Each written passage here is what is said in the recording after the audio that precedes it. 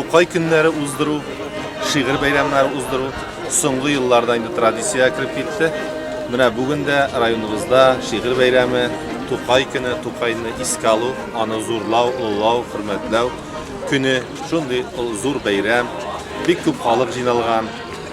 Башкалабыз Казаннан олы шәхесләр, журналистлар, язучылар, шагыйрьләр, дәүләт советы депутатлары, хәтта Саха-Якутия Республикасыннан, Алтайдан килгән кунагыбыз бар. Бәйрәм инде менә район үзәгендә башланып китте елдагыча.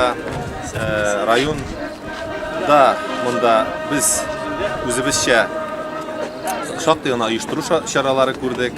Без бу бәйрәмне инде язның беренче бәйрәме кебек кабул итәбез. Бик көтеп алабыз. Менә табигать инде тиреләнеп килгән вакытта шушы бәйрәмнең башланып китүе ул күңелдә ниндидер җылылык хисләре уята торган бәйрәм инде күңелгә дәрт өсти, көч өсти. Бу Тукай безнең өчен ул нәрсә дип сорасагыз, без инде әйтәбез, Тукай ул безнең горурлыгыбыз, Тукай ул безнең телебезнең нигезе, Тукай ул менә тормышның нинди генә халәтендә калма, Тукай шигырьләреннән үзеңә син ниндидер киңәш ала аласың. Әйтик, менә аның иҗат җимешләре, әсәрләре Сабига дисеңме? Сабига менә билимгә омтылу, билим алу кирәклеге, бала белән күбәләк дисеңме? Баланың табигатькә карашы, аңа мөнәсәбәте ничек булу? Әйтик анда Гали белән Кәҗә, тиреклек дөньясы белән ничек эш итәргә кирәклеге, аны һәрвакыт карап, туендырып торырга кирәклеге. Инде Суанасы дисеңме? Аннан соң Шүрәле дисеңме? Менә Казан артында бардыр берәр кырлай диләр, җырлаганда киешен тавыклары җырлай диләр. Гәрчә анда тумасам да мин бераз торган идем, җирне алмастырмалап, чәчкән идем, урган идем. Ул инде шушы якка үзенең табигатькә һәм шушы якка үзенең мәхәббәтен, шушы поэмасы аша, шушы иҗаты аша бирергә тырышкан.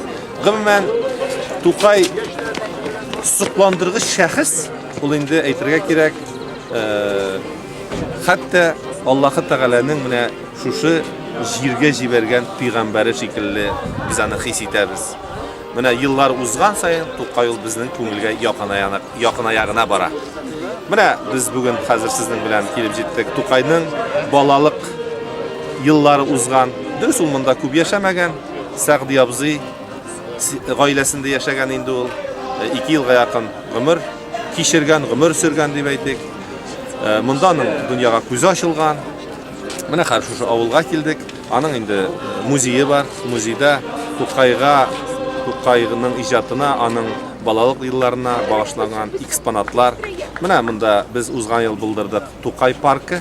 Һәм анда Тукай премиясе лауреатлары хөрмәтенә агачлар утыртыла. Хәтерем ялгышмаса, премия ул барлыкка килгән Тукай премиясе 56-57 елларда.